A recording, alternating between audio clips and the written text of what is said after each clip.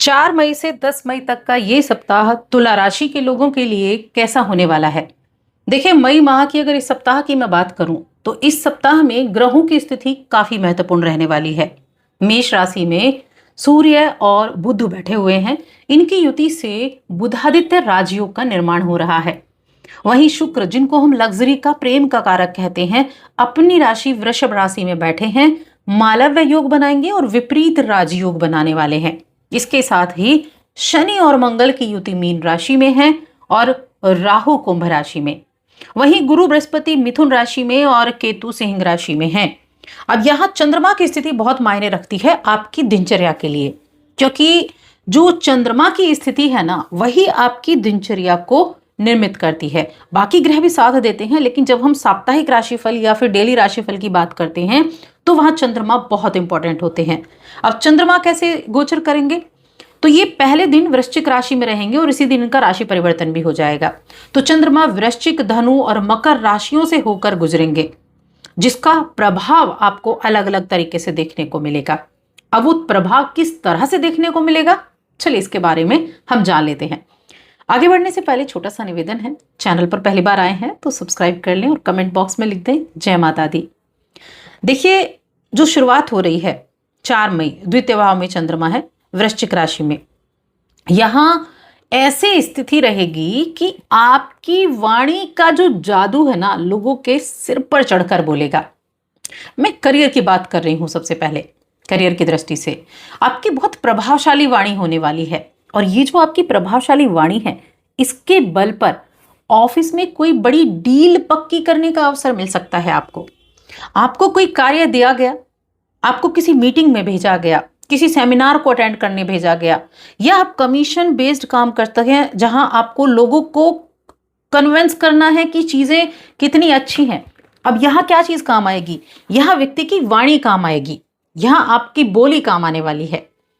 ठीक है, उस ही वाणी के बल पर आप कोई बड़ी डील ले सकते हैं, अपने जो टारगेट बेस्ड काम है उनको पूरा कर सकते हैं और आपको अच्छे अवसर मिलेंगे। अब अगले दिन की बात करते हैं 5 मई की।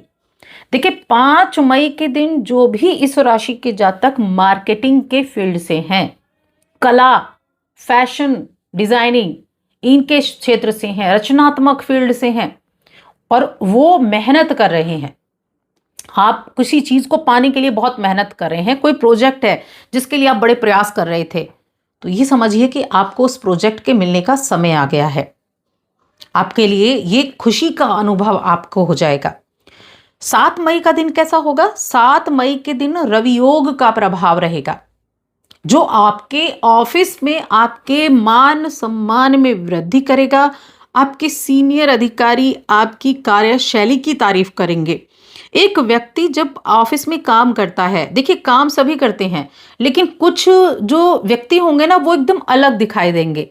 उनके काम काज का तरीका अलग होगा, उनका कन्विंसिंग पावर अलग होगी, वो अपनी बात को कहने का तरीका जानते हैं। तो ये जो कार्यशैली है ना, इसकी तारीफ होने वाली है आपकी। 9 मई का दिन अब आ गया, मैं डेट वाइज बात कर रही हूं। 9 मई का दिन आ गया तो सर्वार्थ सिद्धि योग बना हुआ है इस दिन। अब इस योग में आप जो भी नया काम करेंगे, जो भी कुछ योजनाओं से जुड़ेंगे, या कोई नया पदभार आप संभालते हैं, वो भविष्य में आपको बड़ी ख्याति दिला सकता है।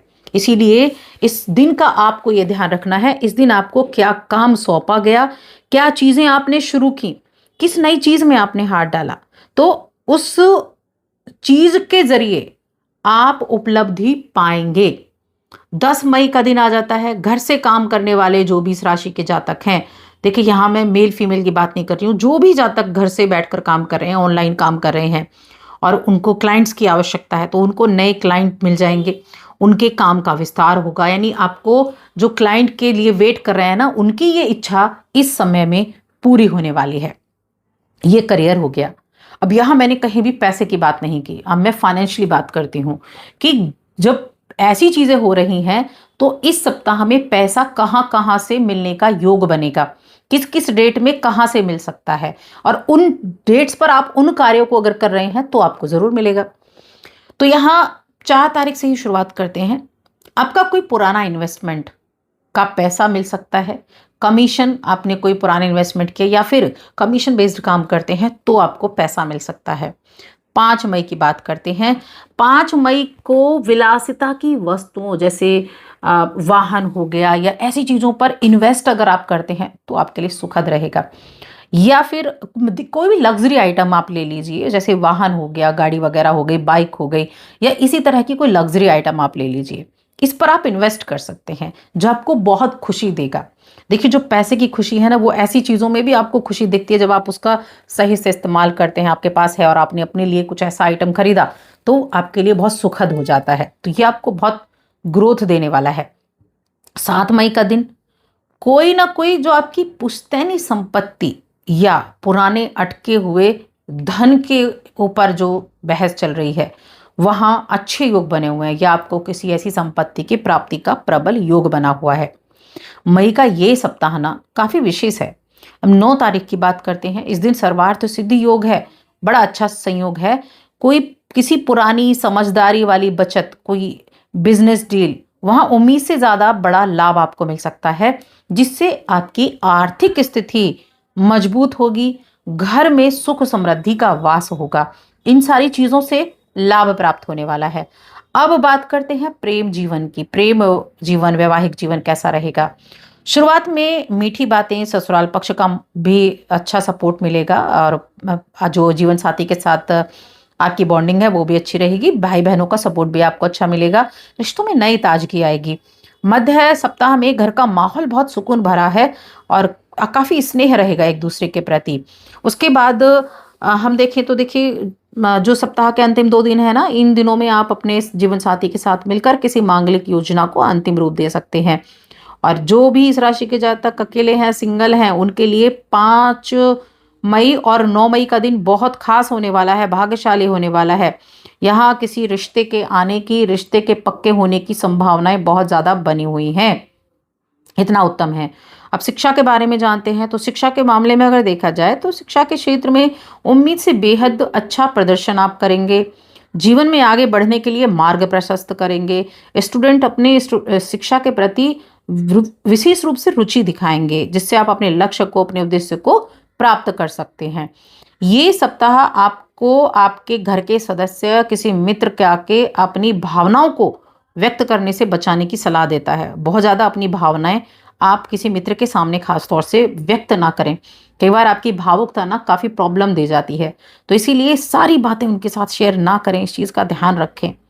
देखिए, गुरु बृहस्पति ना 9वें भाव में है, जो आर्थिक पक्ष के लिए अच्छा है, अवसर देने के लिए अच्छा है, पैसे बचाने, संचय करने के लिए अच्छा है, फैमिली का सपोर्ट देने के लिए अच्छा है। तो गुरु का बहुत अच्छा सपोर्ट आपको मिल रहा है। अब हेल्थ आपकी कैसी रहेगी? हेल्थ के मामले में अगर देखा जाए तो देखिए, स्वास्थ्य की अगर मैं बात करूं तो आप शुरुआत से अपने आप को फिट, फुर्तीला, रिलैक्स महसूस करेंगे और शुक्र आपके चेहरे पर निखार भी लाएगा। मानसिक शांति भी बनी रहेगी और कोई अगर पुरानी स्किन संबंधी प्रॉब्लम थी तो उसमें भी सुधार होता दिखेगा। आप थोड़ा ना मीठी चीज़ों को खाना बंद करें। मीठी चीज़ों का आपको परहेज करना होगा, वरना आपको पेट में भारीपन, आंखों में थकाव, कुछ थोड़ा ऐसा जैसे हमेशा थके हुए रहते हैं, ऐसी चीज़ हो सकती है। इसलिए थोड़ा ध्यान रखें और डिहाइड्रेट होने से बचें। तो बस आज की इस वीडियो में इतना ही।